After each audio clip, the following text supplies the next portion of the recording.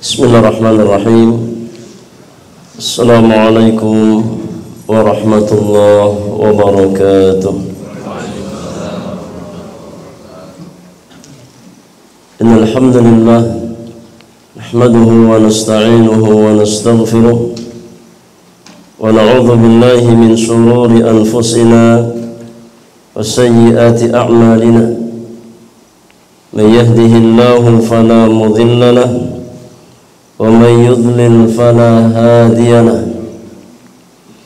أشهد أن لا إله إلا الله وحده لا شريك له وأشهد أن محمدا عبده ورسوله لا نبي بعده يا أيها الذين آمنوا اتقوا الله حق تقاته ولا تموتن إلا وأنتم مسلمون يا أيها الناس اتقوا ربكم الذي خلقكم من نفس واحدة وخلق منها زوجها وبث منهما رجالا كثيرا ونساء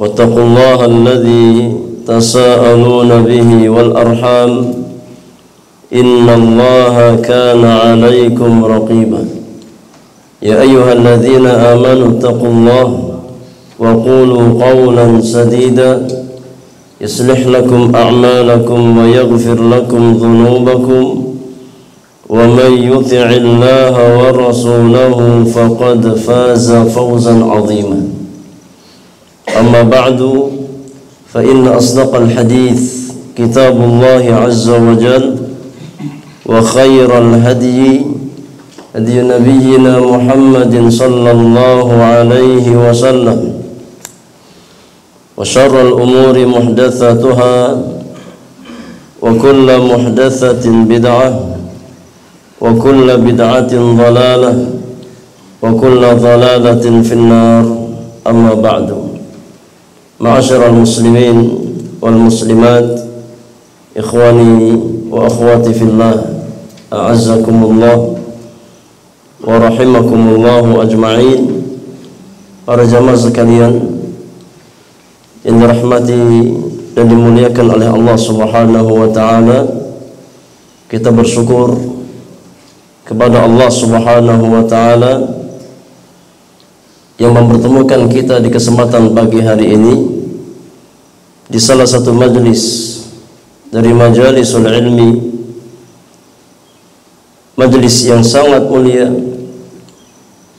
dan mudah-mudahan kita termasuk ke dalam bagian dari apa yang disabdakan oleh Nabi kita Muhammad sallallahu alaihi wasallam di dalam hadisnya, wa man salaka tariqan yaltamisu fihi ilman sahhalallahu bihi tariqan ilal jannah. Barang siapa yang menempuh satu perjalanan dalam rangka menuntut ilmu, maka Allah akan mudahkan baginya jalan ke surga Allah Subhanahu wa taala. Dan mudah-mudahan kita semua termasuk ke dalam bagian dari apa yang Nabi sallallahu alaihi wasallam sabdakan, wa majtama'a qaumun fi baitin min buyutillah yatluna kitaballah wa yatadarasunahu fima bainahum illa nazalat alaihimus sakinah wa ghasyiyatuhumur rahmah wa haffathumul malaika wa dzakarahumullahu fi man indah. Tidaklah berkumpul suatu kaum di salah satu rumah dari rumah-rumah Allah Subhanahu wa taala, membaca ayat-ayatnya, mendirasahkan, mengkaji, mempelajari ayat-ayat Allah Subhanahu wa taala, melainkan Allah turunkan kepada mereka sakinah, ketenangan. Allah liputi mereka dengan rahmat Allah Subhanahu wa taala. Malaikat-malaikat Allah menaungi mereka, dan Allah sebutkan nama-nama mereka di hadapan para penduduk langit dari kalangan malaikat-malaikat Allah Subhanahu wa taala. Saudaraku yang Allah muliakan, hajat seorang muslim terhadap ilmu jauh lebih besar daripada hajat kita terhadap makanan dan minuman. Al-Imam Ahmad rahimahullahu ta'ala pernah berkata, hajatul abdi ilal ilmi a'zam min hajatihi ila ta'ami wasyarab. Hajat seorang hamba terhadap ilmu jauh lebih besar daripada hajatnya terhadap makanan dan minuman. Lianna hajatahu ila ta'ami wasyarab yakfi fil yaumi marratan aw marrataini. Karena hajat seorang hamba terhadap makan dan minum ya cukup sekali dua kali dalam sehari, sebatas untuk menyambung kehidupan, maka makan sekali dua kali sehari cukup. Lakinna hajatahu ilal ilmi bi'adadi anfasihi. Akan tetapi hajat seseorang terhadap ilmu maka sejumlah hembusan nafasnya, yang menunjukkan ya betapa pentingnya ilmu dalam kehidupan seorang hamba. Dan agama kita adalah agama ilmu ya. Agama Islam adalah agama yang mengajak kepada ilmu. Lihat ya bagaimana ketika Allah Subhanahu wa ta'ala mengangkat nabinya sallallahu alaihi wasallam sebagai seorang nabi ya, ayat yang pertama kali Allah turunkan terkait dengan ilmu, Iqra, ya bacalah ya. Maka Islam dibangun di atas ilmu. Allah Subhanahu wa ta'ala berfirman, ud'u ila sabili rabbika bil hikmah wal mau'izatil hasanah wajadilhum billati hiya ahsan. Serulah manusia kepada jalan Rabbmu dengan cara yang hikmah ya, dengan cara yang hikmah. Dan tidak mungkin seseorang tahu cara yang hikmah melainkan dengan cara belajar. Allah Subhanahu wa ta'ala berfirman, qul hadhihi sabili ad'u ila Allahi ala basiratin ana wa man ittaba'ani. Katakan wahai Muhammad, inilah jalanku, aku mengajak manusia, menyeru manusia kepada jalan Allah Subhanahu wa ta'ala, mengajak manusia kepada agama Allah Subhanahu wa ta'ala di atas apa? Ala basirah, di atas basirah. Dan makna basirah kata para ulama ay di atas ilmu ya. Maka seorang muslim, seorang muslimah wajib untuk terus belajar tentang agama Allah Subhanahu wa ta'ala, karena menuntut ilmu agama itu satu kewajiban yang diwajibkan ya oleh Allah Subhanahu wa ta'ala atas setiap orang-orang beriman. Rasulullah sallallahu alaihi wasallam bersabda, talabul ilmi fariidatun ala kulli muslimin. Menuntut ilmu itu satu kewajiban atas setiap muslim. Dan harus kita fahami bersama para jamaah yang Allah muliakan, bahwasanya tidak ada batas seorang muslim menuntut ilmu ya, tidak ada batasan usia tertentu ya, kecuali ajal menemui kita. Selama seseorang masih diberikan nikmat hidup oleh Allah Subhanahu wa ta'ala, maka selama itu dia belajar. Karena menuntut ilmu adalah bagian dari ibadah. Dan Allah perintahkan orang-orang beriman untuk beribadah sampai kapan? Sampai wafat, sampai meninggal dunia. Di akhir surat Al-Hijr, Allah Subhanahu wa ta'ala berfirman, wa'bud rabbaka hatta ya'tiyakal yaqin. Dan beribadahlah kepada Rabbmu, sembahlah Allah Subhanahu wa ta'ala, ibadahlah kepada Allah Subhanahu wa ta'ala sampai datang al-yaqin, sampai datang kematian ya. Dan talabul ilmi ibadah apa bukan? Ibadah, bagian dari ibadah kepada Allah Subhanahu wa ta'ala. Maka tidak ada batasan seorang muslim, seorang muslimah datang ke majelis-majelis ilmu kecuali ajal kematian datang kepada dirinya. Dan ini yang dicontohkan oleh para ulama kita ya, dari zaman ke zaman Ya, semakin mereka bertambah ilmu, mereka semakin semangat di dalam belajar. Karena di antara karakter seorang penuntut ilmu, semakin dia belajar, semakin tahu akan kebodohan dirinya. Ya.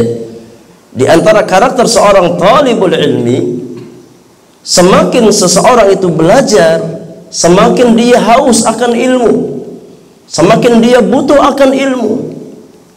Dan ini yang diisyaratkan oleh Nabi kita Muhammad sallallahu alaihi wasallam ketika beliau mengatakan ada dua jenis manusia yang mencari sesuatu dan tidak pernah kenyang dengan apa yang dia cari. Yang pertama adalah talibud dunya, pencari dunia, ya, tidak pernah merasa cukup dengan dunia yang dia miliki. Antum lihat, ya, orang yang mengumpulkan dunia, sebanyak apapun dunia yang dia cari, gak pernah merasa cukup, gak pernah merasa puas. Dan ini tabiat manusia, ya, ini tabiat manusia. Kata Nabi sallallahu alaihi wasallam, "Law anna libni Adam wadiyan min dhahab labtagha wadiyaini." Kalau seandainya seorang anak Adam sudah diberikan satu lembah emas oleh Allah Subhanahu wa ta'ala, kata Nabi, dia akan berusaha mencari lembah yang kedua. Ya. Kalau seandainya seseorang sudah diberikan satu lembah emas oleh Allah, gak pernah merasa cukup, dia akan cari lembah yang kedua. Ya. Walan yamla afahu illa turab, dan tidak akan ada yang bisa mencukupi sifat tamaknya kecuali tanah. Ya. Gak pernah seseorang itu merasa cukup dengan dunia yang dia miliki kecuali tanah. Jadi kecuali ketika dia dimasukkan ke liang lahatnya, ke dalam kuburnya. Ya, selama seseorang masih hidup, dia berusaha, dia punya obsesi, punya keinginan untuk menambah pundi-pundi harta yang dia miliki. Ini kelompok yang pertama. Yang kedua adalah talibu ilmin, penuntut ilmu. Ini dua kelompok manusia yang Nabi katakan gak pernah merasa cukup dengan apa yang dia miliki. Pencari dunia dan pencari ilmu. Ya, maka di antara karakter seorang talibul ilmi, semakin dia belajar, semakin dia tahu akan hajatnya terhadap ilmu. Ya. Maka jemaah yang Allah muliakan, Imam Ahmad rahimahullahu ta'ala, di masa senja beliau, ya, di masa tua beliau masih menenteng, ya, buku dengan pena, lari ke majelis-majelis ilmu. Imam Ahmad, pemilik kitab Musnad, yang dikatakan oleh para ulama, ya, hafal 1 juta hadis. Ya, bukan hanya matan, dengan sanadnya. Ya. Beliau masih lari ke majelis-majelis ilmu, ya, bersama para pemuda. Maka dikatakan oleh sebagian murid beliau, "Wahai imam, mau kemana? Engkau seorang imam, ya, sampai kapan engkau terus ke majelis-majelis ilmu? Sampai kapan engkau terus belajar?" Kata Imam Ahmad, "Minal mahdi ilal lahdi." Ya, seorang muslim itu belajar mulai ketika dia dalam pangkuan orang tuanya, dalam buayan orang tuanya, sampai dia masuk ke liang lahat. Nah, ini, ya, himmah seorang muslim. Ya, ini semangat seorang muslim di dalam menuntut ilmu. Ya, karena ulama faham dengan benar bahwasanya tidak ada sesuatu yang lebih berkah di atas muka bumi ini melebihi keberkahan ilmu. Ya, tidak ada sesuatu yang lebih berkah di atas muka bumi ini melebihi keberkahan ilmu. Ya. Dan semakin seseorang dia belajar, semakin tahu akan kebodohan dirinya. Maka, ya, ketika seseorang belajar dan dia merasa pintar, merasa tahu segalanya, ini pertanda kalau ilmunya nggak bermanfaat. Ya. Orang itu kalau dia belajar dan ilmunya bermanfaat, maka semakin dia merasa butuh dengan ilmu. Al-Imam Syafi'i rahimahullahu ta'ala berkata, kullama izdada ilmi izdada jahli. Semakin bertambah ilmuku, semakin bertambah rasa bodohku. Ya, semakin aku sadar akan kebodohan diriku ini. Yang sebelumnya merasa banyak tahu, setelah aku belajar, semakin aku belajar, semakin banyak hal-hal yang tidak aku ketahui. Ya, maka tidak boleh seorang muslim berhenti untuk melangkahkan kaki ke majelis-majelis ilmu. Ya, kalaupun sampai akhir hayat kita nggak bisa menjadi ulama, minimal kita wafat sebagai seorang penuntut ilmu, cukup kemuliaan bagi seorang muslim. Ya, ketika diwafatkan oleh Allah Subhanahu wa taala di atas jalan ilmu, wafat sebagai seorang penuntut ilmu. Ya, karena talabul ilmi itu bagian dari jihad fi sabilillah. Ya, ketika seseorang keluar ke majelis-majelis ilmu, maka dia sedang berjihad di jalan Allah Subhanahu wa taala sampai dia kembali ke rumahnya. Kata sahabat yang mulia Abu Darda radhiyallahu taala anhu wa ardhah, man dhanna anna al-ghuduwa fi talabil ilmi laysa bi jihadin faqad naqasa aqluhu. Kata Abu Darda, barang siapa yang mengira orang yang keluar ke majlis-majlis ilmu ya bukan termasuk bagian dari jihad fi sabilillah, maka akalnya kurang, ya, pemahamannya kurang. Karena keluarnya seorang muslim ke majelis-majelis ilmu dengan membawa niat yang ikhlas karena Allah Subhanahu wa taala, dalam rangka mengangkat kebodohan dari dirinya yang paling utama, kemudian berusaha untuk mengangkat kebodohan dari manusia, ya, adalah bagian dari jihad fi sabilillah.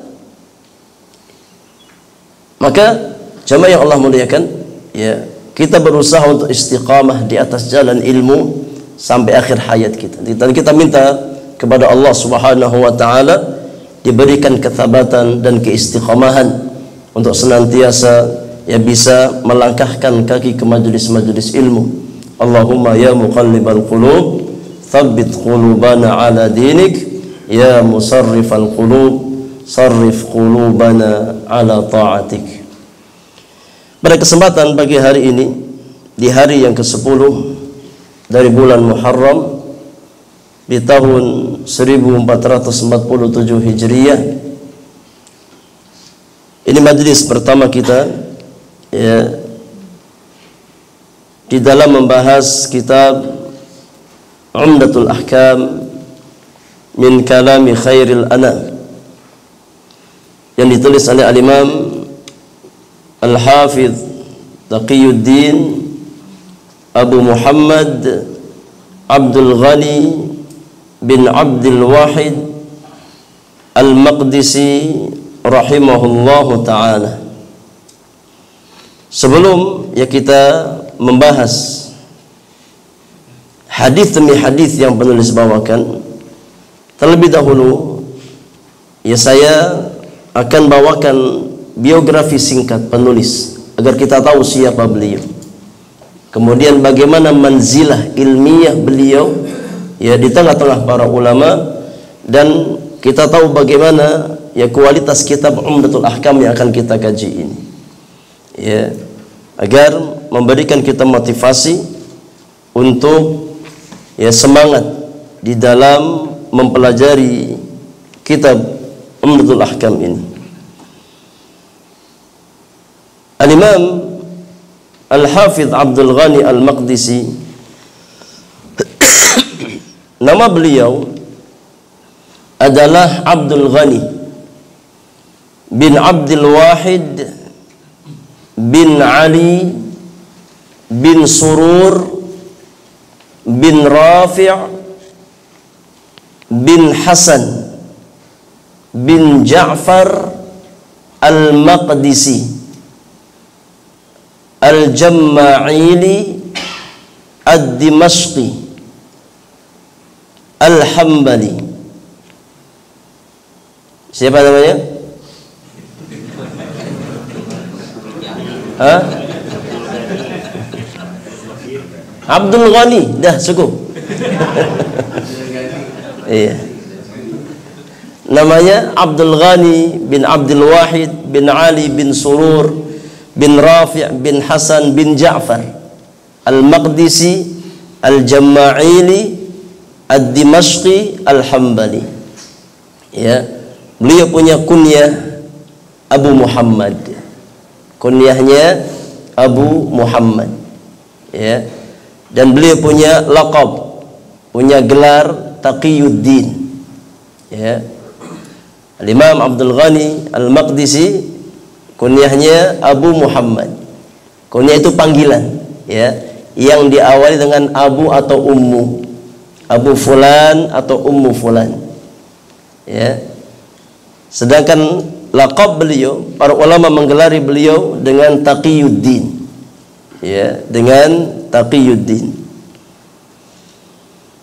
Beliau lahir di sebuah desa, ya, yang bernama Jamma'il, desa Jamma'il, ya, salah satu desa di Palestina, ya, yang dekat dengan Baitul Maqdis, makanya dinisbatkan kepada Al-Maqdisi, ya, dinisbatkan kepada Al-Maqdisi karena tempat lahir beliau ya dekat dengan Baitul Maqdis, tepatnya di desa Jamma'il di Palestina. Beliau lahir pada tahun 541 Hijriah di, ya, pertengahan abad yang ke-6 Hijriah, pada tahun 541 Hijriah.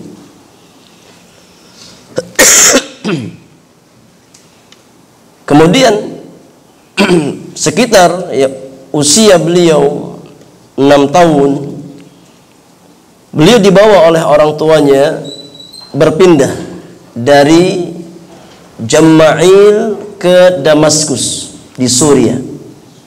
Ya, yang mana Damaskus pada saat itu adalah salah satu, ya, tempat para ulama. Maka dibawa oleh orang tuanya ke Damaskus untuk bisa belajar dengan para ulama yang ada di sana. Ya.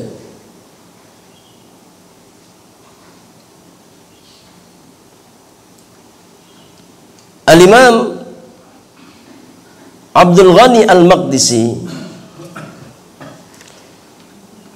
adalah salah satu sepupu, ya, ulama besar yang lain yang kita kenal dengan Ibnu Qudamah Al-Maqdisi. Mana dengar? Al-Imam Ibnu Qudamah Al-Maqdisi. Ini sepupuan. Ya. Ya, sepupuan dengan Al-Imam Ibnu Qudamah. Penulis kitab apa? Al-Mughni. Ya, penulis kitab Al-Mughni, salah satu ulama besar. Ya. Penulis kitab ini Mukhtasar Minhajul Qasidin dan kitab-kitab yang lain.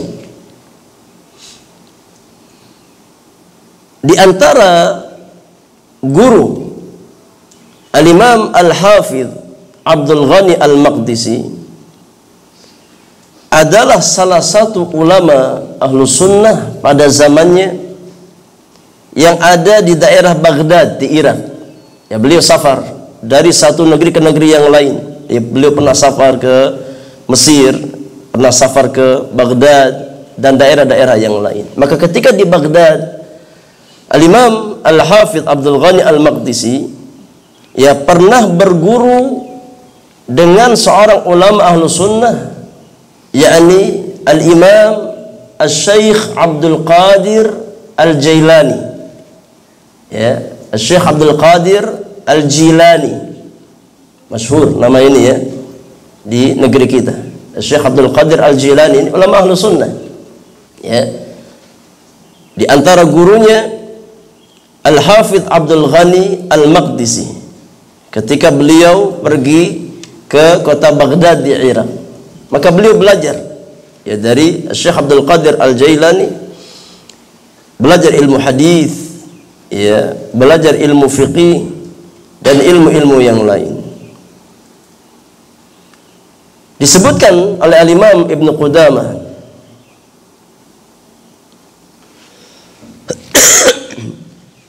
ketika beliau pergi bersama Al-Hafidh Abdul Ghani Al-Maqdisi ke Baghdad, ya. Di Baghdad beliau ya tinggal selama 4 tahun, ya, tinggal selama 4 tahun belajar di Baghdad tersebut. Kemudian ya belajar bersama Syekh Abdul Qadir Al-Jilani, ya. Namun hanya berselang 40 hari ya beliau belajar bersama Syekh Abdul Qadir Al-Jailani. Kemudian Syekh Abdul Qadir Al-Jailani meninggal dunia, ya, meninggal dunia. Tapi Syekh Abdul Qadir Al-Jailani termasuk satu di antara syuyukh, di antara guru dari Al-Imam Ibn Qudamah Al-Maqdisi dan juga Al-Hafidh Abdul Ghani Al-Maqdisi rahimahumullahu jami'an, ya. Para ulama banyak memberikan sanjungan ya kepada Al-Imam Al-Hafidh Abdul Ghani Al-Maqdisi.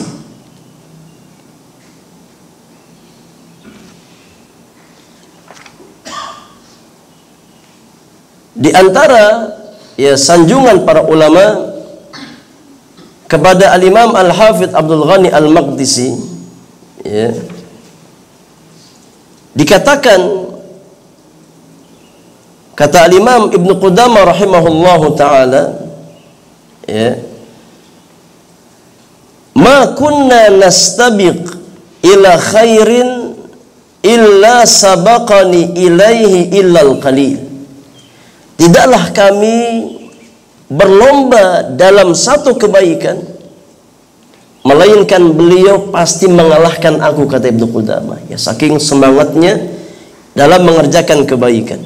Ya, tidaklah kami berlomba dalam mengerjakan kebaikan melainkan Al-Imam Al-Hafidh Abdul Ghani Al-Maqdisi pasti mengalahkan aku.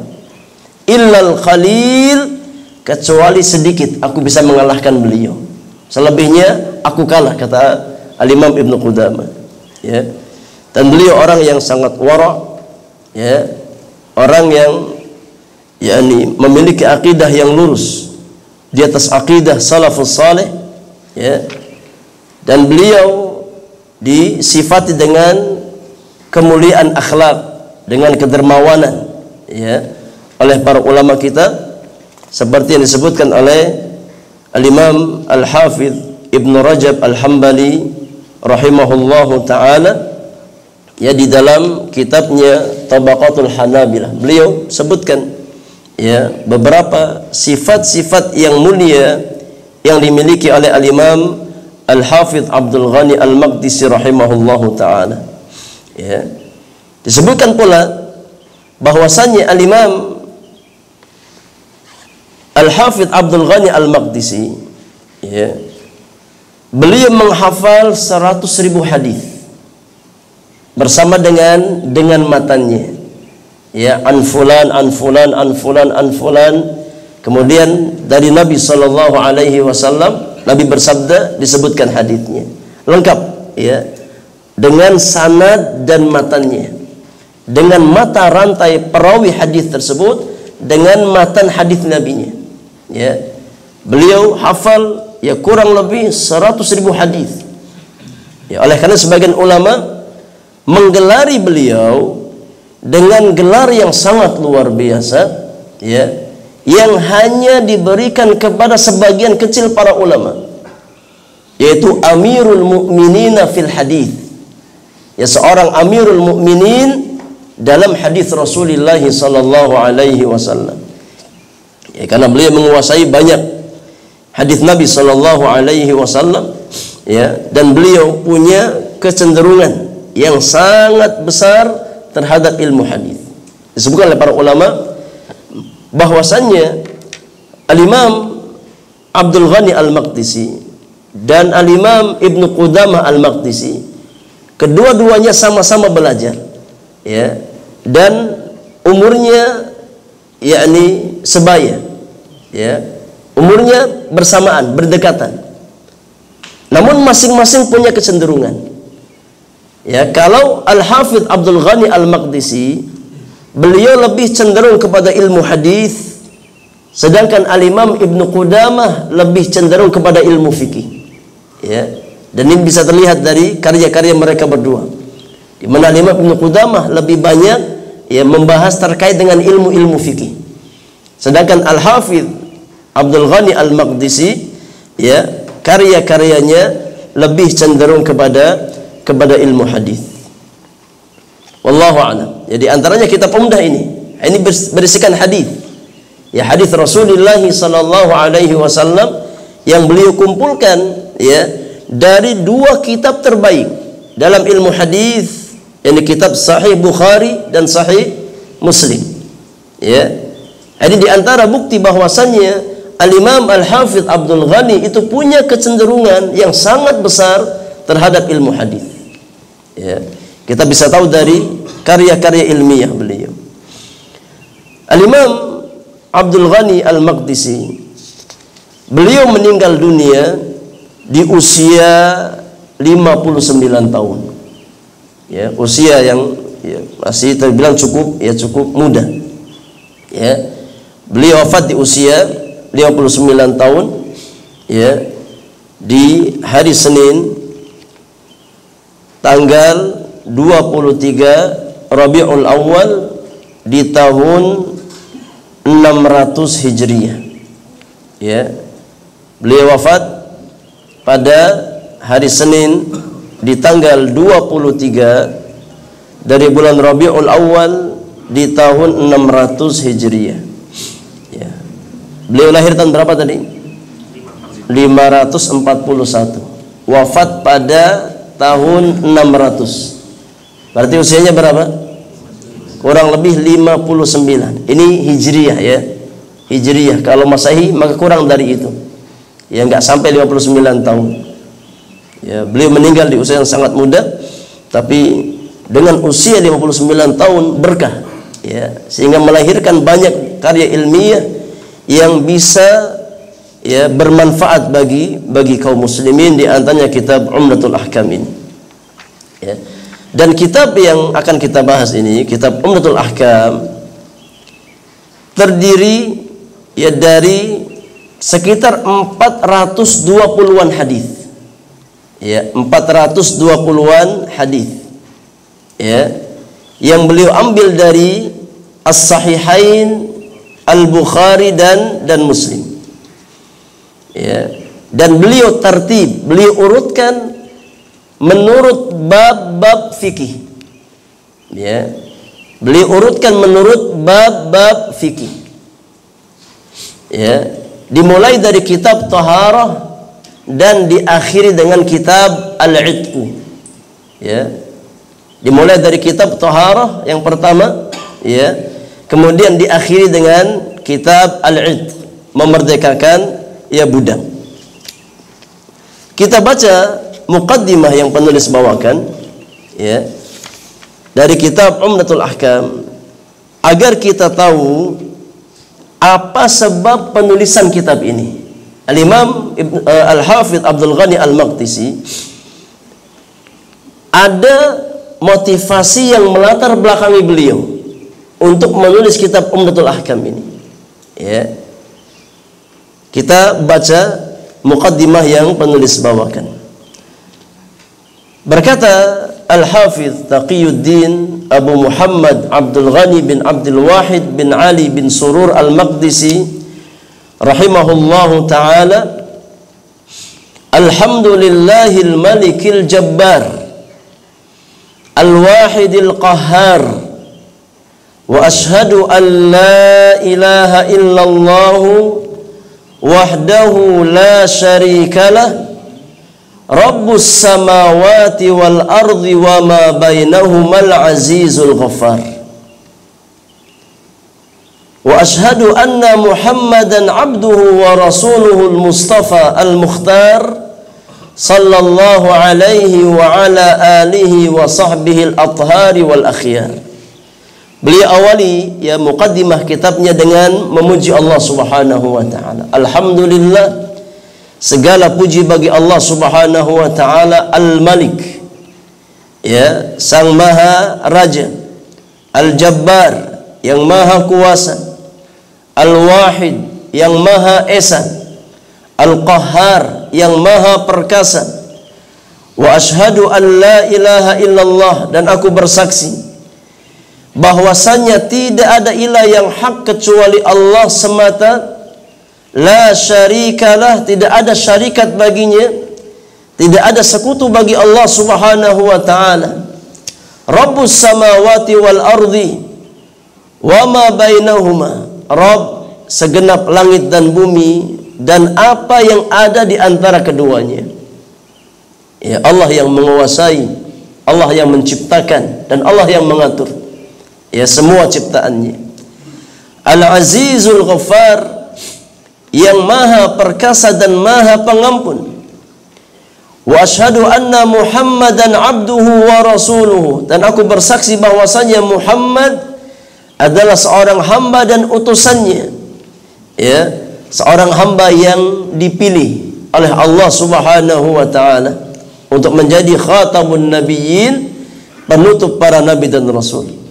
Sallallahu alaihi wa ala alihi wa sahbihi al-athhar. Ya. Salawat dan salam semoga tercurahkan kepada beliau, Nabi kita Muhammad sallallahu alaihi wasallam, dan kepada sahabat-sahabatnya. Amma ba'du. Kata beliau, fa inna ba'dha ikhwani sa'alani ikhtisara jumlatin fi ahadithil ahkam. Ya. Sebagian saudara-saudaraku, ini sebagian sahabat-sahabatku, meminta kepadaku untuk meringkas beberapa hadis dalam masalah ahkam. Ahkam di sini maksudnya terkait dengan ahkam fiqhiyah, ya, terkait dengan ahkam amaliyah, ya, terkait dengan taharah, terkait dengan salat, terkait dengan zakat, terkait dengan siyam, terkait dengan haji, atau terkait dengan muamalah, ya. Kata beliau, sebagian saudara-saudaraku meminta kepadaku, ya, untuk meringkas beberapa hadis yang terkait dengan masalah ahkam, ya, terkait dengan babul ahkam. Ini ahkam amaliyah, ahkam fiqhiyah, ya, seperti bab ibadah dan bab muamalah, ya. Karena ilmu syar'i itu ada, ya, beberapa macam. Ada yang terkait dengan ahkam ilmiyah, maka terkait dengan masalah akidah, ya. Dan ada ahkam amaliyah, terkait dengan masalah ibadah dan muamalah, ya. Maka yang dimaksudkan ahadithul ahkam di sini adalah ahkam amaliyah yang terkait dengan masalah fikih, ya, baik fikih ibadah ataupun fikih muamalah. Mimma tafaqa alaihi al-imamani Abu Abdullah Muhammad bin Ismail bin Ibrahim al-Bukhari wa Muslim ibn al-Hajjaj bin Muslim al-Qushairi an-Naisaburi, ya.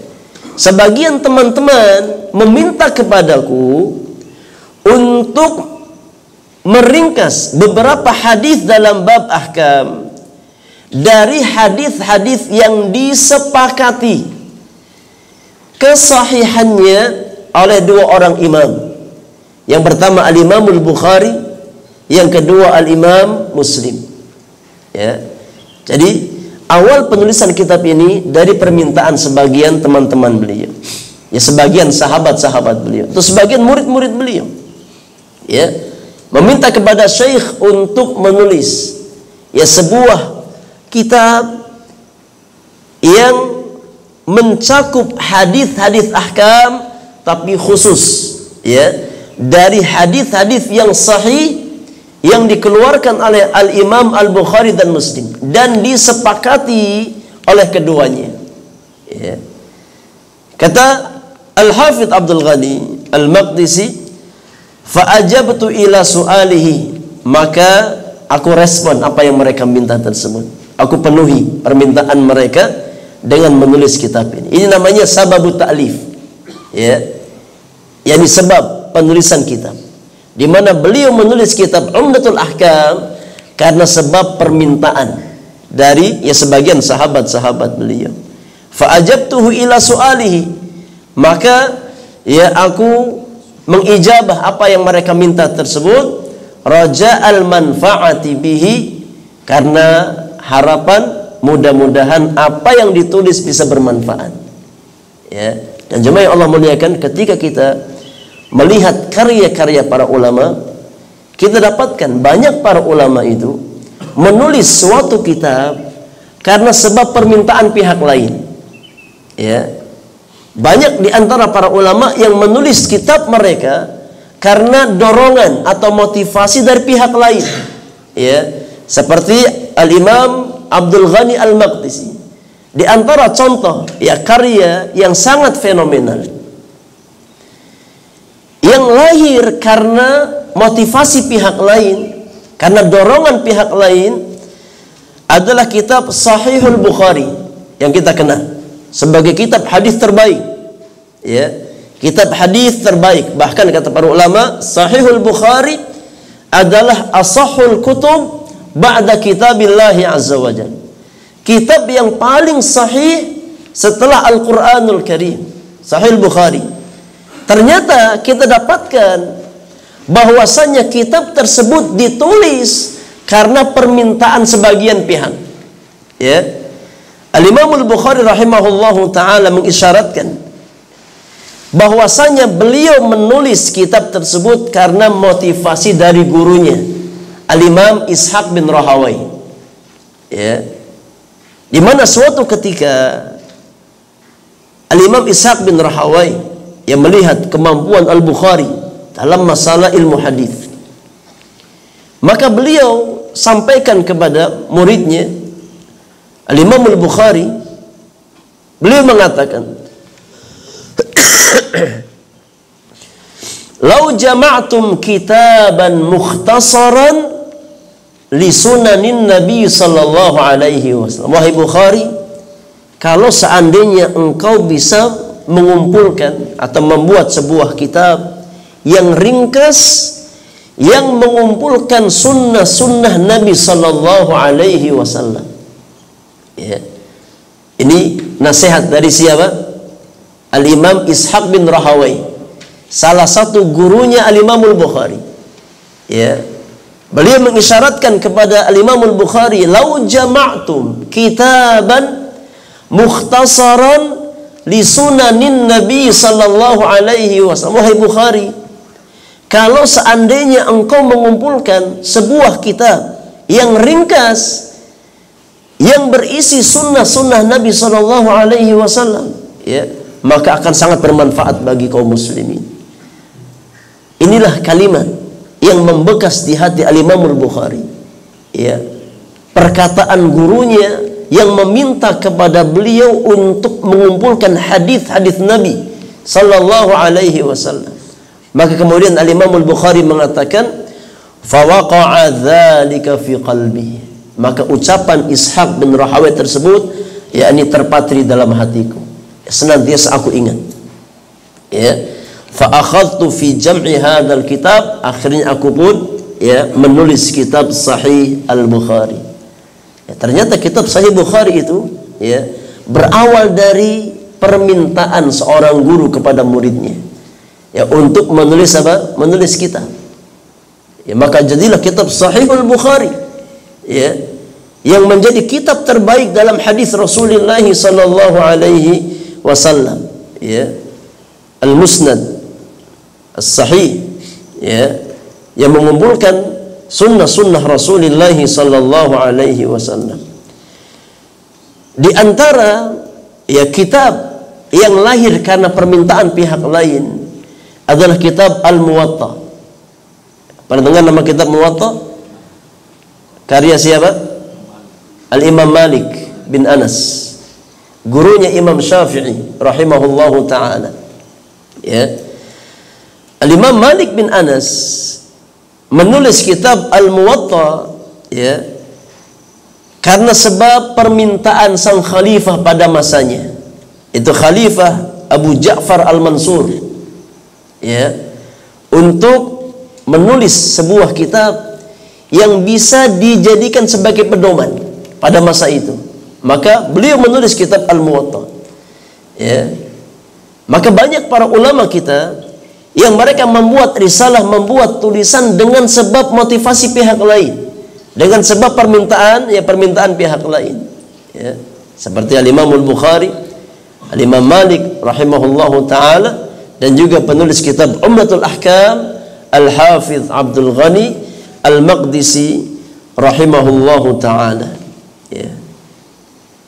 Kemudian kata Al-Hafidh Abdul Ghani Al-Maqdisi di akhir muqaddimah kitab beliau mengatakan, wa as'alullaha an yanfa'ana bihi wa man katabahu aw sami'ahu aw qara'ahu aw hafidhahu aw nadhara fihi. Dan aku memohon kepada Allah Subhanahu wa ta'ala, mudah-mudahan Allah memberikan kita manfaat dengan kitab ini. Ya, Allah berikan manfaat kepada kita dengan kitab ini. Ya, demikian pula orang yang menulisnya, yang mencatatnya, orang yang mendengarnya, orang yang membacanya, orang yang menghafalnya, atau orang yang melihat isi kitab tersebut. Semuanya diberikan manfaat oleh Allah Subhanahu wa ta'ala. Ini doa penulis, ya, kepada kita semuanya. Mudah-mudahan yang mengkaji, yang mempelajari, yang membaca, yang menghafalkan, ya, semuanya diberikan manfaat yang sangat besar oleh Allah Subhanahu wa ta'ala. Wa an yaj'alahu khalisan liwajhil karim mujiban lil fawzi ladaihi fi jannatin na'im fa innahu hasbuna wa ni'mal wakil. Dan mudah-mudahan Allah menjadikan risalah ini ikhlas, ya, semata-mata mengharapkan wajah Allah Subhanahu wa ta'ala, ya, dan menjadi sebab mendapatkan keberuntungan, ya, di sisi Allah Subhanahu wa ta'ala, menjadi sebab bagi kita semuanya untuk bisa masuk ke dalam surga Allah Subhanahu wa ta'ala.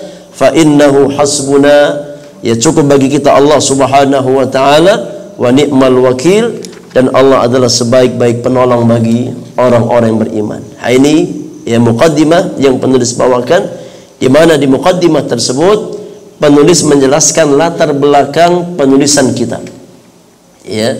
Beliau menulis kitab Umdatul Ahkam, ya, karena permintaan sebagian sahabat beliau, sebagian teman-teman beliau untuk menulis hadis yang ringkas, ya, yang bersumber dari dua kitab As-Sahihain, Sahih Bukhari dan Sahih Muslim, ya.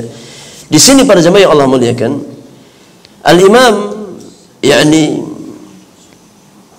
mensyaratkan, ya, ketika menukilkan hadis di dalam kitab Umdatul Ahkam, ya, adalah hadis-hadis yang disepakati oleh Al-Imam Al-Bukhari dan Muslim, ya. Namun pada kenyataannya ada sedikit hadis atau sebagian hadis, ya, yang dikeluarkan oleh salah satu imam, ya, tidak dikeluarkan oleh dua imam, tapi itu sedikit, ya. Mayoritasnya, kebanyakannya adalah hadis-hadis yang memang disepakati oleh Al-Imam Al-Bukhari dan Muslim. Dan para ulama kita menjelaskan tempat-tempat di mana Al-Hafidh Abdul Ghani Al-Maqdisi, ya, membawakan hadis yang di luar syarat yang beliau tetapkan, ya. Yang awalnya beliau mensyaratkan membawakan hadis yang muttafaqun alaih, disepakati oleh Al-Imam Al-Bukhari dan Muslim. Namun dalam sebagian tempat beliau hanya membawakan hadis yang dikeluarkan oleh Bukhari saja atau Muslim saja. Berarti ini di luar syarat yang beliau syaratkan, ya. Tapi ini jumlahnya sangat sedikit, ya. Secara keseluruhan hadis-hadis yang beliau bawakan, ya, memang hadis yang disepakati oleh Al-Imam Al-Bukhari dan Muslim. Kalaupun ada yang di luar syarat, maka jumlahnya sangat sedikit. Nanti akan kita, ya, ingatkan, akan kita tanbih hadis dari mana saja yang Al-Imam bawakan, ya, dari Bukhari saja atau dari Muslim saja. Wallahu a'lam. Baik, para jemaah yang Allah muliakan, kita masuk hadis yang pertama yang Al-Imam bawakan di kitab At-Taharah, ya. Kitab yang pertama yang penulis bawakan adalah Kitab At-Taharah. Di dalam kitab-kitab fikih, ya, para ulama biasanya mengawali pembahasan fikih mereka dengan masalah taharah, dengan Kitab At-Taharah. Kenapa? Di antara alasannya karena taharah adalah, ya, kunci untuk mengerjakan rukun Islam yang kedua, yakni salat, ya. Karena taharah adalah kunci untuk mengerjakan salat. Karena seseorang tidak akan sah salatnya tanpa bersuci, ya, tanpa taharah. Sebagaimana sabda Nabi sallallahu alaihi wasallam, la salata bighairi tuhurin, tidak sah salat seseorang tanpa dibangun di atas taharah, ya. Maka sebelum membahas tentang masalah salat, ya, diawali dengan masalah taharah. Karena taharah itu kunci, ya, agar salat seseorang sah. Karena orang yang salat dengan tanpa bersuci, maka salatnya tidak sah. Karena taharah syartun min syuruti sihhatis salah. Taharah itu syarat di antara syarat-syarat sahnya salat. Yang unik di sini jemaah yang Allah muliakan, di dalam Kitab At-Taharah, hadis pertama yang penulis bawakan adalah hadis Amirul Mukminin Umar bin Khattab tentang masalah niat. Ya, tentang masalah niat. Kita baca hadisnya. Hadis yang pertama, qala al-musannif rahimahullahu taala an Amiril Mukminin Abi Hafsin Umar ibn al-Khattab radhiyallahu anhu qala sami'tu Rasulullah sallallahu alaihi wasallam yaqul, dari Amirul Mukminin Abi Hafsin, ini kunyahnya Umar, Abu Hafs Umar ibn al-Khattab radhiyallahu anhu wa arda. Beliau berkata, aku pernah mendengar, sami'tu. Ada satu faidah, ketika seorang sahabat meriwayatkan hadis dengan lafaz sami'tu, maka ini mengisyaratkan bahwasanya sahabat tersebut mendengar langsung apa yang Nabi sallallahu alaihi wasallam sabdakan, ya. Ketika seorang sahabat meriwayatkan hadis dengan lafaz sami'tu, ya, artinya beliau mendengar langsung sabda Nabi sallallahu alaihi wasallam. Beliau hadir langsung, ya, di hadapan Rasulullah sallallahu alaihi wasallam dan mendengar langsung sabda Nabi sallallahu alaihi wasallam. Karena cara meriwayatkan hadis itu banyak, ya. Terkadang seseorang meriwayatkan hadis yang dia dapatkan dari sahabat yang lain, dia nggak dengar langsung dari Nabi, ya, maka nggak boleh mengatakan sami'tu, ya. Ketika seorang sahabat tidak mendengar langsung sabda Nabi sallallahu alaihi wasallam, tidak boleh dia meriwayatkan hadis dengan lafaz sami'tu, karena lafaz sami'tu itu mengisyaratkan bahwasanya dia mendengar langsung, ya, dari Nabi sallallahu alaihi wasallam. Maka di sini Umar bin Khattab mengatakan sami'tu Rasulullah sallallahu alaihi wasallam yaqul, berarti beliau mendengar langsung, ya. ketika Nabi sallallahu alaihi wasallam bersabda, Umar hadir di hadapan Rasulullah sallallahu alaihi wasallam. Nabi yang mulia bersabda, "Innamal a'malu binniyat wa innama likulli imri'in ma nawa." Kata Nabi yang mulia, setiap amalan itu dibangun di atas niat. Ya, tergantung pada niatnya.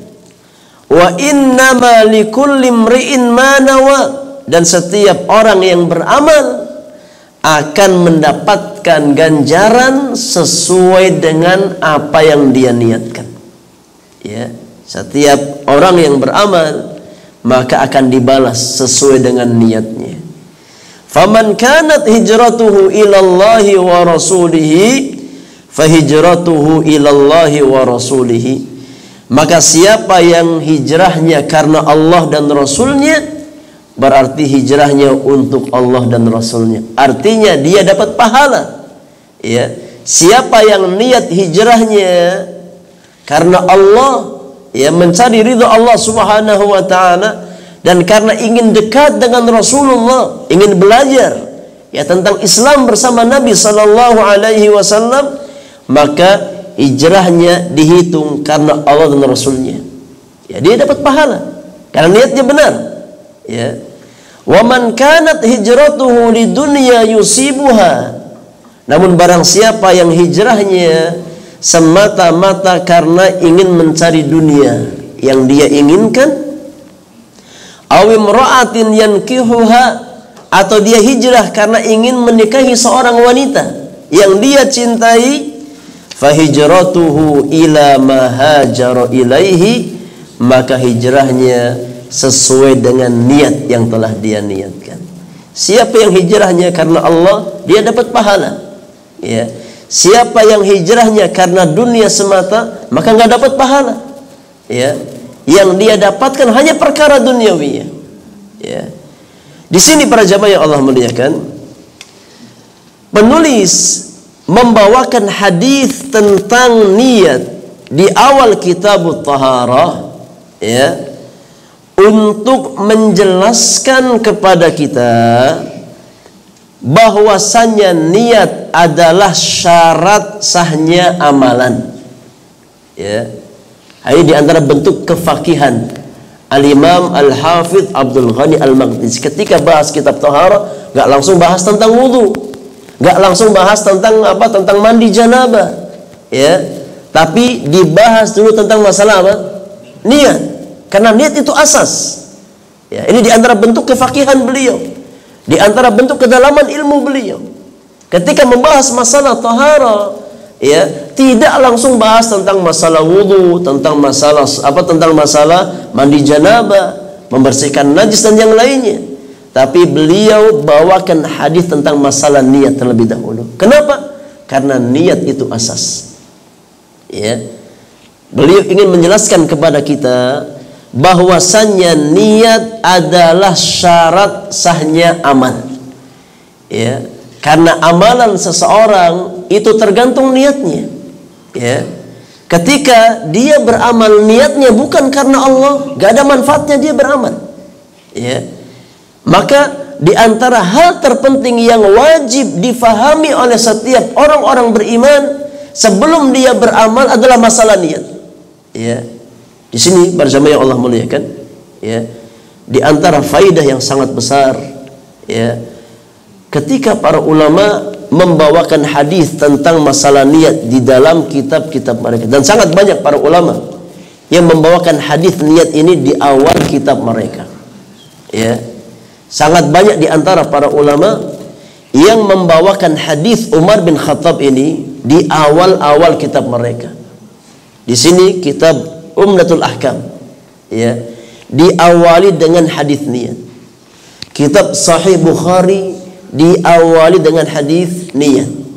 Kitab Arba'in Nawawiyah diawali dengan hadis apa? Niat. Kitab Riyadhus Shalihin diawali dengan niat. Hadis Umar bin Khattab. Ya. Ketika para ulama mengawali kitab-kitab mereka dengan hadis Umar bin Khattab tentang masalah niat, ini ada faidah yang sangat besar dari para ulama kita. Ya. Agar setiap penuntut ilmu memperhatikan masalah niat. Ya. Sebelum kita melangkah lebih jauh ke dalam dunia ilmu, maka pondasi awal penuntut ilmu adalah lurusnya niat. Ya. Karena ilmu yang tidak dibangun di atas niat yang lurus akan menjadi bumerang bagi seseorang di hari kiamat nanti. Ini fikih jamaah. Ya. Kenapa para ulama membawakan hadis tentang niat di awal-awal risalah mereka? Ya. Sebagai bentuk tadzkir. Ya. Para ulama kita memberikan peringatan, mengingatkan kita, ya, bahwasanya untuk mendapatkan kebaikan ilmu, untuk mendapatkan keberkahan ilmu harus dengan niat yang lurus. Ya. Kalau dari awal kita salah niat datang ke majelis ilmu, kalau dari awal kita salah niat di dalam menuntut ilmu syar'i, maka yang ada ilmu yang kita pelajari akan menjadi bumerang bagi seseorang. Karena Nabi sallallahu alaihi wasallam bersabda, "Man talabal ilma mimma yubtagha bihi wajhullahi azza wa jalla la yata'allamuhu illa liyusiba bihi 'aradan minad dunya lam yarah raihatal jannah yaumal qiyamah." Ini bahayanya orang salah niat ketika datang ke majelis ilmu. Ya. Kata Nabi sallallahu alaihi wasallam, siapa yang menuntut ilmu yang semestinya ilmu itu dipelajari semata-mata mencari wajah Allah Subhanahu wa taala. Ini harusnya lurus dalam menuntut ilmu. Harusnya niatnya ikhlas karena Allah Subhanahu wa taala. Tapi kalau ada orang yang datang ke majelis ilmu yang dia cari semata-mata bagian dari dunia, artinya dia orang yang salah niat. Ya. Ketika dia datang ke majelis ilmu yang semestinya ikhlas karena Allah, tapi dia niatkan untuk mencari kenikmatan duniawi semata. Kata Nabi sallallahu alaihi wasallam, orang seperti itu tidak akan mencium aroma surga di hari kiamat. Ini bahaya salah niat. Makanya ilmu itu di satu sisi memiliki berkah yang sangat luar biasa, ya. Namun di sisi yang lain, kalau seandainya seseorang salah dalam menyikapi ilmu, ya, kalau seandainya seseorang salah dalam meniatkan menuntut ilmunya, maka ilmu yang seharusnya menjadi jalan ke surga akan menjadi jalan ke neraka Allah Subhanahu wa taala. Maka ini faidah dari para ulama kita ketika mereka membawakan hadis niat di awal kitab-kitab mereka sebagai bentuk tadzkir, pengingat bagi para penuntut ilmu, ya, agar jangan sampai ilmu kita menjadi bumerang yang menghujat kita di hadapan Allah Subhanahu wa taala, maka luruskan niat kita dalam menuntut ilmu. Kata Nabi sallallahu alaihi wasallam, "Al-Qur'anu hujjatun laka aw 'alaika." Al-Quran, ya, sumbernya ilmu itu bisa menjadi penolong bagimu atau bisa menjadi penghujat yang menghujat engkau di hadapan Allah Subhanahu wa taala. Maka penulis di sini yang membawakan hadis tentang niat di awal kitab At-Taharah, ya, yang pertama beliau ingin menjelaskan pentingnya niat, ya, tentang pentingnya ikhlas di dalam menuntut ilmu. Agar setiap penuntut ilmu sebelum melangkah lebih jauh, ya, di dunia ilmu, maka hendaknya memperhatikan niatnya, ya. Senantiasa tajdidun niyah. Sebelum kita melangkahkan kaki ke majelis ilmu, luruskan niat kita. Untuk siapa kita datang? Ya, apakah lillah? Apakah karena Allah Subhanahu wa taala atau karena sebab-sebab yang lainnya? Di antara faidah yang bisa kita ambil, ya, dari hadis Umar ibn Khattab radhiyallahu taala anhu wa ardhah, faidah yang pertama yang bisa kita ambil, ya, bahwasannya setiap amalan itu bergantung pada niatnya.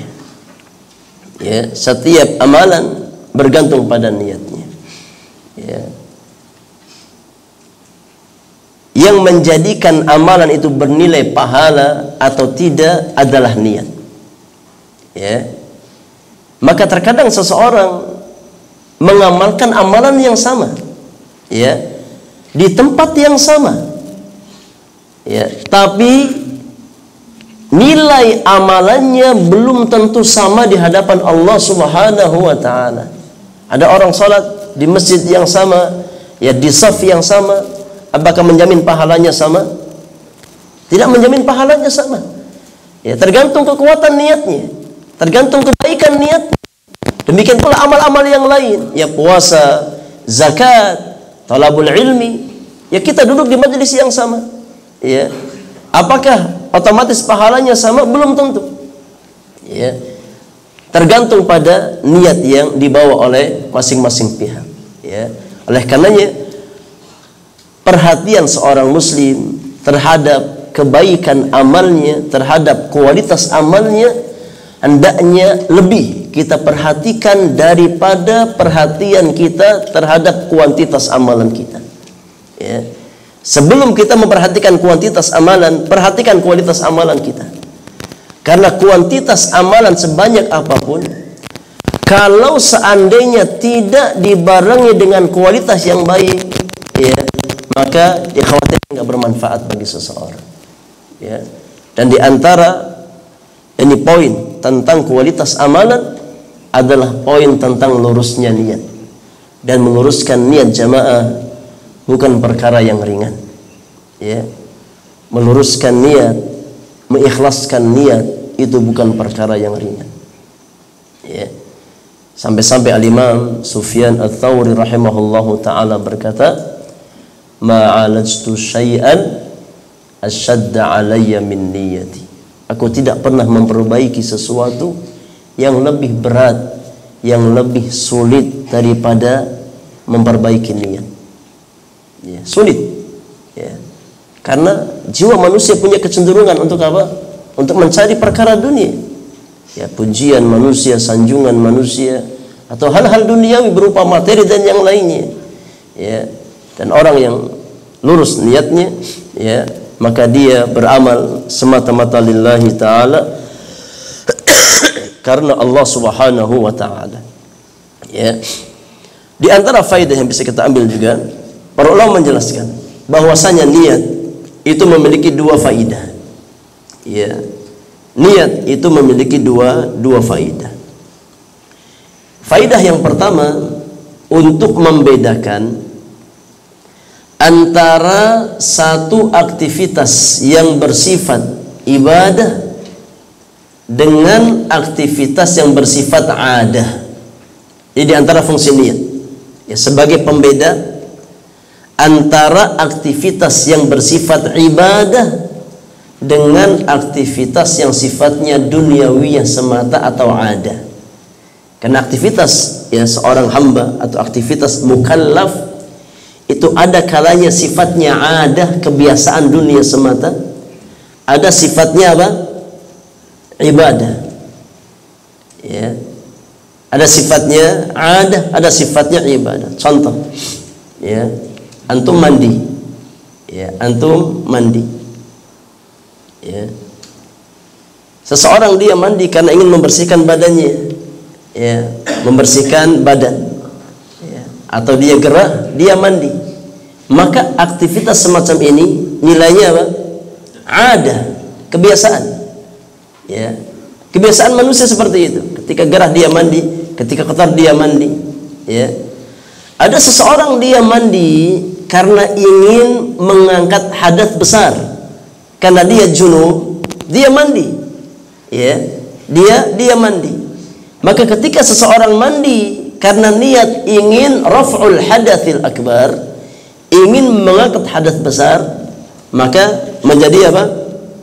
Ibadah. Sifatnya ibadah. Ya, meskipun sama-sama mandi, tapi nilainya berbeda di hadapan Allah Subhanahu wa taala. Ya. Seseorang makan. Ya, seseorang makan. Ya. Yang pertama, dia makan karena lapar. Ya, lapar, ya dia makan. Ya. Seseorang dia makan karena ingin menguatkan fisiknya bisa beribadah kepada Allah Subhanahu wa taala. Meskipun sama-sama aktivitasnya makan, tapi nilainya berbeda. Yang pertama sifatnya adah, kebiasaan. Yang kedua sifatnya ibadah yang bernilai pahala di hadapan Allah Subhanahu wa taala. Ya. Tidur. Hukum asalnya tidur apa? Ada. Ya, seseorang ngantuk dia tidur. Letih dia tidur. Ya, tapi ada orang dia tidur dan dia hadirkan niat untuk mengembalikan kebugaran fisiknya agar bisa kembali ibadah kepada Allah Subhanahu wa taala. Maka meskipun sama-sama tidur, tapi nilainya berbeda.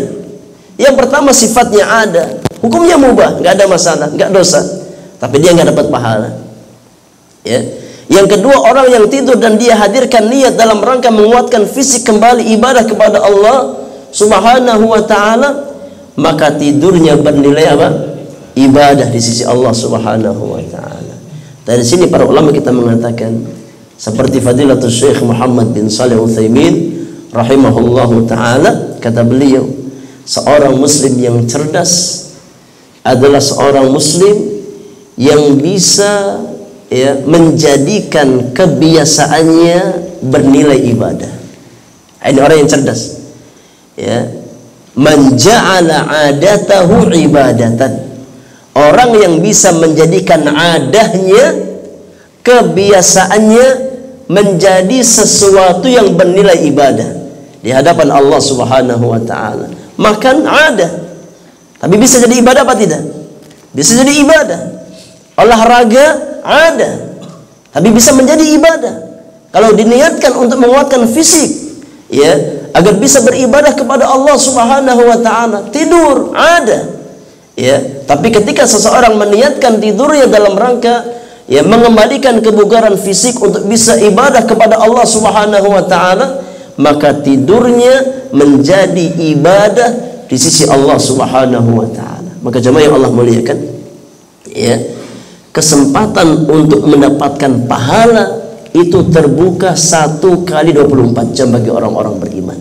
Terkadang kita nggak sadar, ya, kesempatan untuk dapat pahala itu terbuka 1 kali 24 jam. Hatta dalam perkara-perkara yang mubah, asalnya, yang sifatnya ada, kalau kita niatkan lillah, maka bisa menjadi ibadah yang bernilai pahala di sisi Allah Subhanahu wa taala. Karena niat itu bisa menjadikan adah menjadi apa? Ibadah. Ya.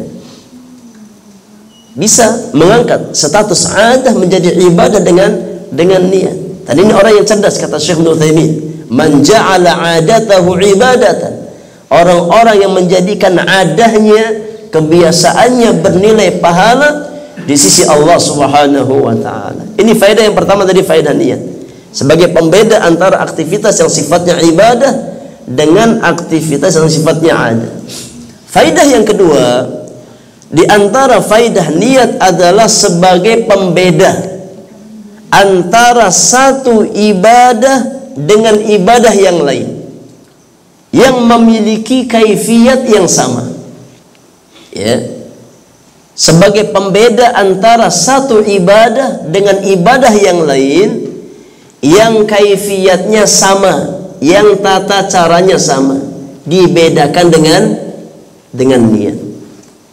Contoh jamaah, ya, ada orang puasa di hari Senin, ya, kira-kira puasa apa?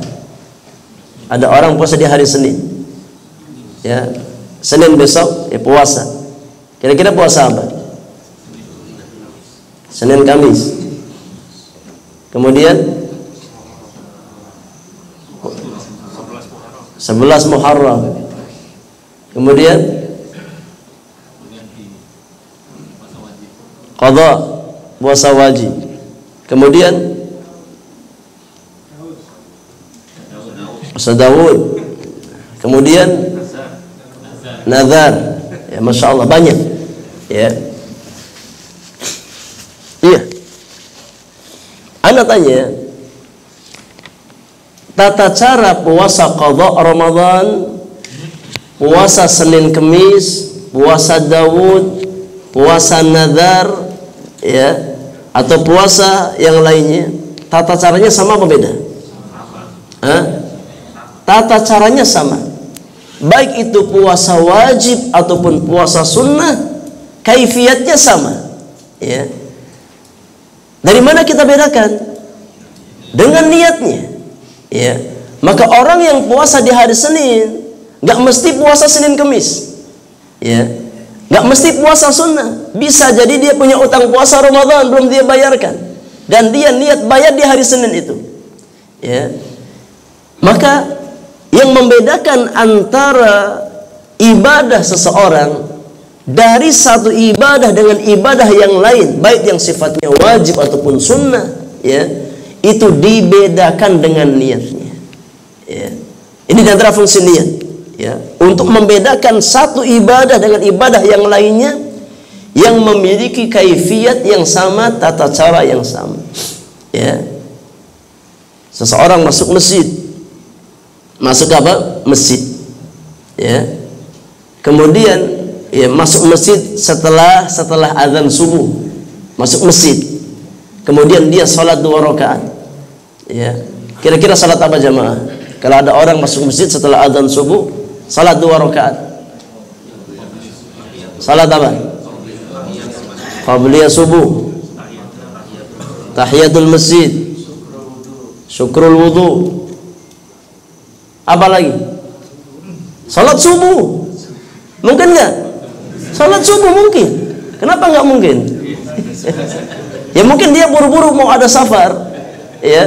Akhirnya dia memilih salat duluan, ya, karena jadwalnya mepet, ya.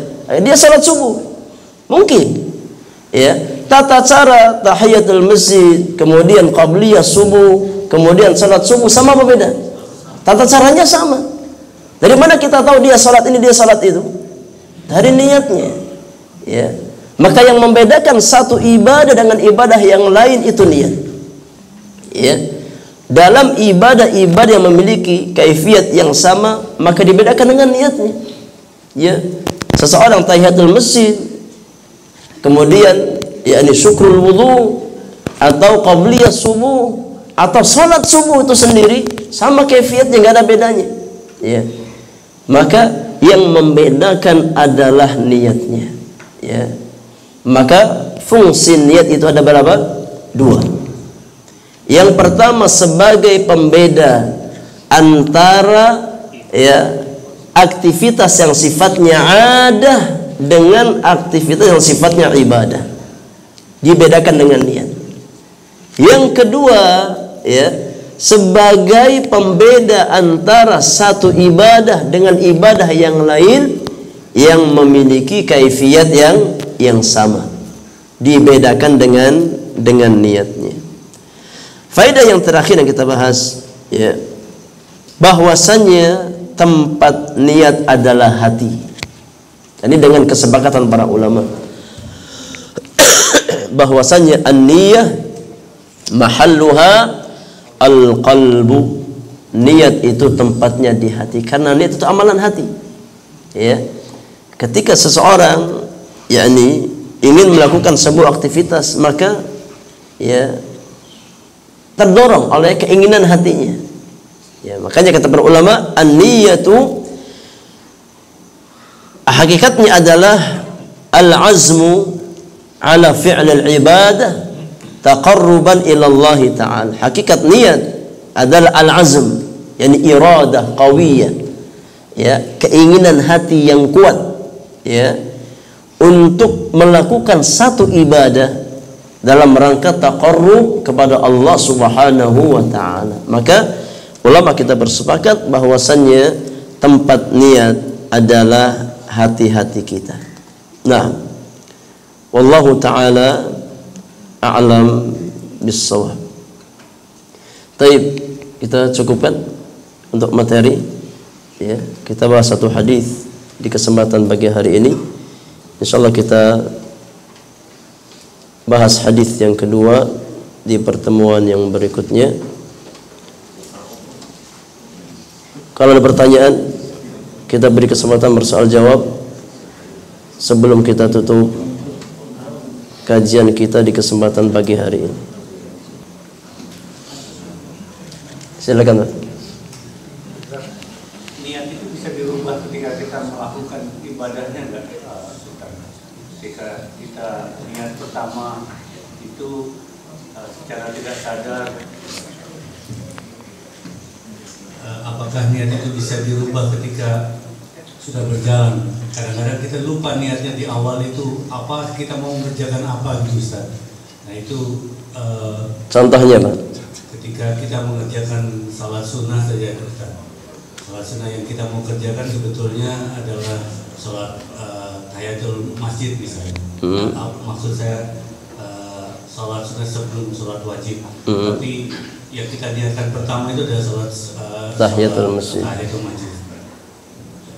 Dalam hati kita itu tadi niatnya apa ya, Pak? Iya, barakallahu fiik.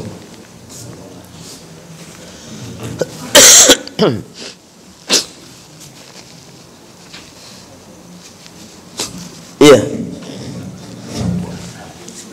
Wallahu a'lam. Ya. Tidak mengapa ya ketika seseorang di tengah amalnya ya dia merubah niatnya. Ya. Selama niat tersebut bukan niat yang buruk ya, tapi termasuk bagian dari satu kebaikan, maka tidak masalah. Ya seseorang merubah niatnya. Ya. Dari tahiyatul masjid ke qabliyah. Karena memang ketika seseorang melaksanakan qabliyah ya, ketika dia masuk masjid dia salat qabliyah, maka secara otomatis masuk ke dalamnya tahiyatul masjid. Ya, masuk ke dalamnya tahiyatul masjid. Ya, maka dalam hal semacam ini wallahu alam ya tidak mengapa. Ya seseorang yakni mengalihkan niatnya ya dari satu amalan ke amal yang lain ya selama memang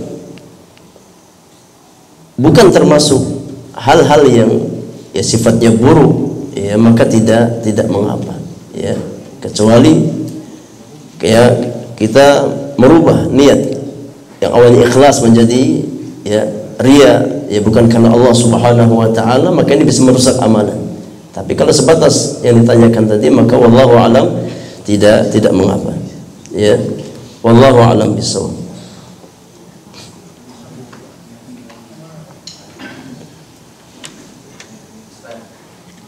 Silakan. Misalnya pada saat sholat subuh, Ustaz, ingin mendapatkan 3 niat sekaligus, pahala atas 3 niat, Ustaz. Jadi tadi apa, Ustaz? Misalnya qobliyah subuhnya, tahiyatul masjid dan syukur wudu, apakah harus melakukan 6 rakaat atau dengan cukup 2 rakaat? Iya, barakallahu fiik. Cukup 2 rakaat.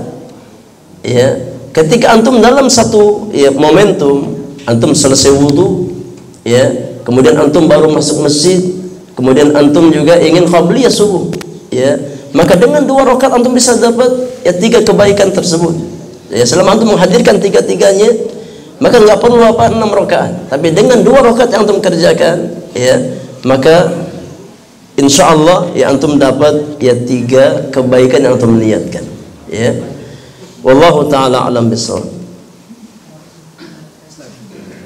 Ya silakan. Mau tanya Ustaz, kalau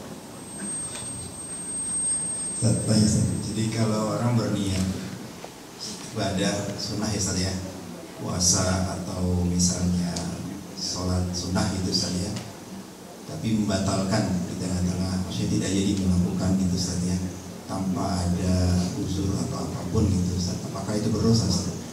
Iya, barakallahu fiik. Kalau dia lakukan ya bukan dalam rangka mempermainkan, maka tidak berdosa. Karena orang yang mengerjakan amalan sunnah ya, dia punya hak ya untuk keluar darinya ya, selama tidak dijadikan sebagai satu kebiasaan ya, atau dijadikan ya dalam rangka memperolok-olok agama, maka tidak ada masalah ya. Karena orang yang mengerjakan amalan sunnah ya amlak bin nafsiha. Tapi yang lebih baik kalau seseorang sudah mengerjakan satu amalan sunnah, dia selesaikan sampai akhir. Ya, dia selesaikan sampai akhir. Ya. Jangan sampai dia batalkan di tengah-tengah, ya. Kecuali memang ada uzur, ya, ada uzur. Tapi kalaupun dia batalkan, ya maka Allah alam, ya selagi itu amalan sunnah maka tidak berkonsekuensi berdosa. Ya, karena kalaupun dia nggak mengerjakan nggak ada masalah. Ya tidak berdosa. Tapi yang terbaik ketika seorang muslim sudah mengerjakan satu amalan sunnah, ya maka hendaknya dia selesaikan sampai akhir amalan tersebut. Ya jangan dia dibatalkan di tengah-tengahnya kecuali memang ada uzur. Ya, ada hal yang membuat dia tidak bisa melanjutkan amalan tersebut. Ya seperti puasa, ya, karena ada tamu atau karena sakit dan yang lainnya maka tidak mengapa. Ya. Wallahu a'lam bishawab. Tapi kalaupun dia tinggalkan, ya maka tidak berkonsekuensi ya dosa selagi ya bukan karena memperolok-olok ya atau mempermainkan amalan. Ini juga Ustaz. Jadi kalau misalnya ada orang suka niat sunnah, tapi misalnya puasa sunnah, Ustaz. Karena sunnah apa-apalah saya tidak puasa, Ustaz. Itu gimana kan, Ustaz, kalau orang yang punya pemikiran kayak gitu?